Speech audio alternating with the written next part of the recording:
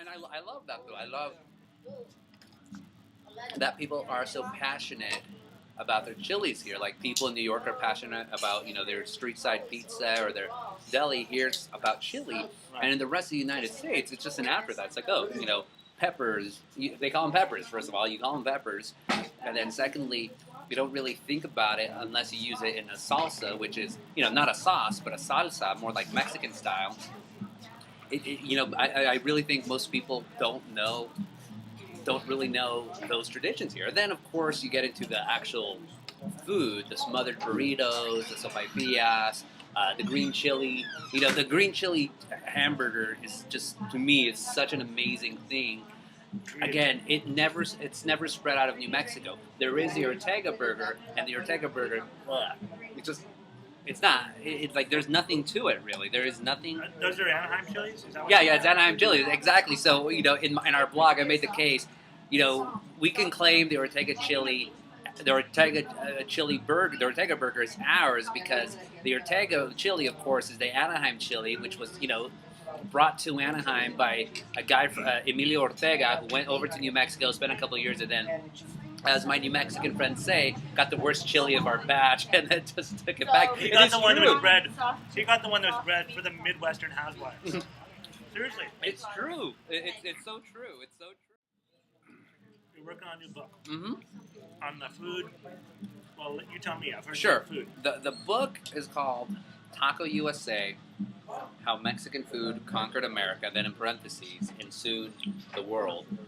So it's going to be a history of Mexican food, almost exclusively in the United States, and specifically by Mexican. I mean, the idea of Mexican food, everything from the taco empires of Glen Bell and Del Taco and Taco John's to Chipotle to the rise of salsa being like one of the top-selling condiments, outselling even ketchup, to tequila, to also just a regional, just the different fads that the idea of Mexican food has had. So one chapter in that, of course, is going to deal with New Mexican cuisine, specifically the rise of quote-unquote Southwestern cuisine in the 1980s. To me, what's interesting about that whole fad is that you had all these Southwestern restaurants trying to evoke New Mexico and the landscape and the and the people and all that during the 80s. Then all just kind of went away. Now its only real legacy is, the Southwestern chicken salad or the Santa Fe chicken salad. I'm still not sure what's Santa Fe about it, other than, maybe you throw in some, bland Ortega chilies and that's that. Like, what's that about?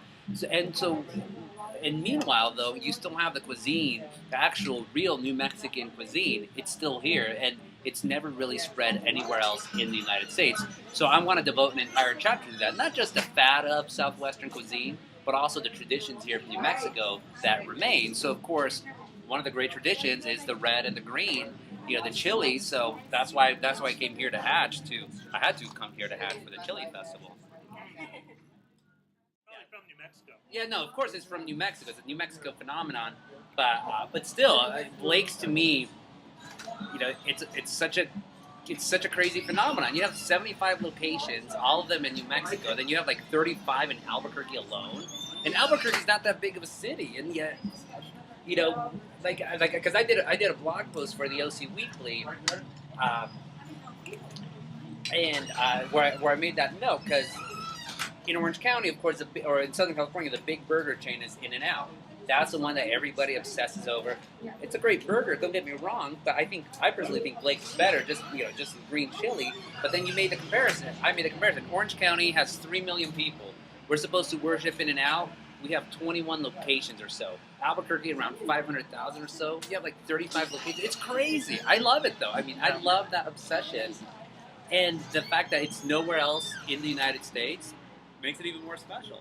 Yeah, well, and as young, I keep saying... Much of an impact. Well, then you have the whole other chapter of Rick Bayless and Diana Kennedy, and sort of those ambassadors of, a lot of quotes, authentic, authentic Mexican cuisine, which, while they're doing that, they're sneering at the cuisine of New Mexico. They're sneering at, the cuisine of Texas, the Tex-Mex cuisine. I actually want to do a blog post, five Mexican dishes that would make Rick Bayless scream.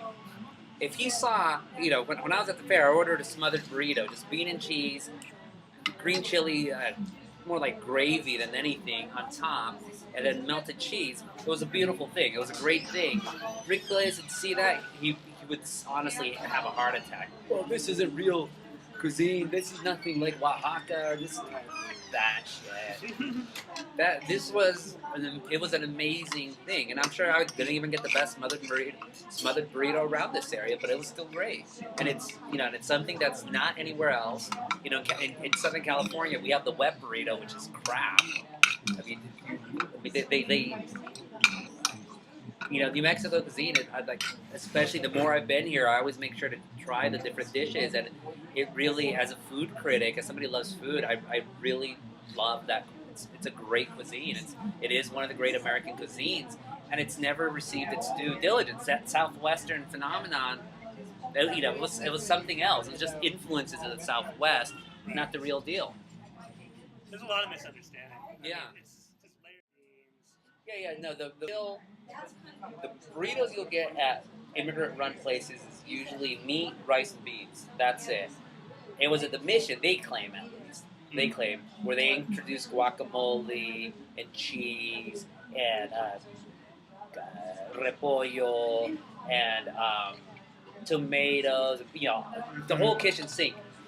San Diego, they have that same burrito, but then they stuff French fries into it. It's called the California burrito. It's a trip. I like it. It's not my favorite thing, but it's again, it's another variant. But it's different cuisines. Like here, you guys eat adobada. We don't have adobada in California. Oh, really? No one's even. The only people actually who have adobada are Mexican immigrants, but it's a different type of adobada than you have here in New Mexico. It's a drier preparation. But most people who love Mexican food in California, they've never heard of adobada before. Never. You come here to New Mexico, it's in all the menus. It's a meat option. Yeah. It is a food of the Southwest. No, but I mean, I'm saying during the phenomenon where people are trying to make like a green chili aioli and like really trendy cuisine that is very 5 steps removed from the authentic stuff, and then just it was a fad. It only lasted for about a decade. Now most of those Southwestern restaurants are gone. Honestly, the one thing that remains is the Santa Fe chicken salad. I've never even heard of that. Oh yeah. In Southern California, you could get it at fast food restaurants. Santa Fe chicken salad. There's nothing Santa Fe about it. I mean, there's not even green chili in it. Honestly, I don't know. I don't know what makes it Santa Fe.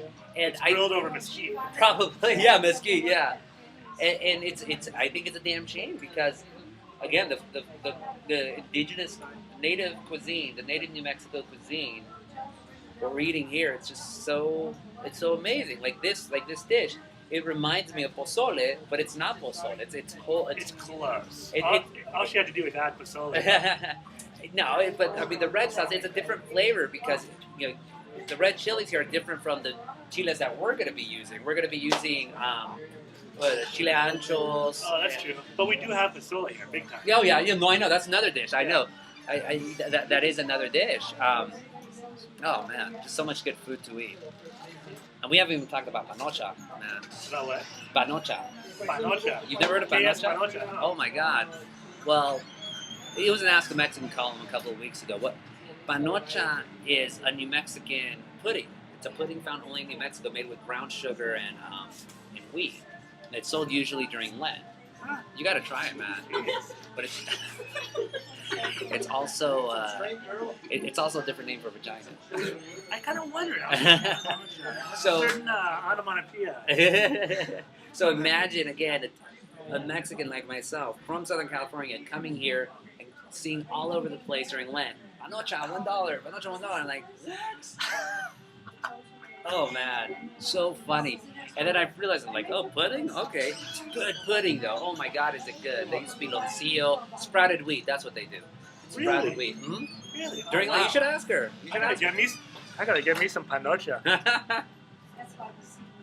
Yeah, don't say that in front of a good Mexican mother. And it's funny because here in New Mexico, that's its primary meaning for panota. It's this pudding. It is this pudding. You want me to take this? Yeah. And can I get the bill? Huh? Can I get the bill? Yeah. Thank you. Yes, ma'am. Let me.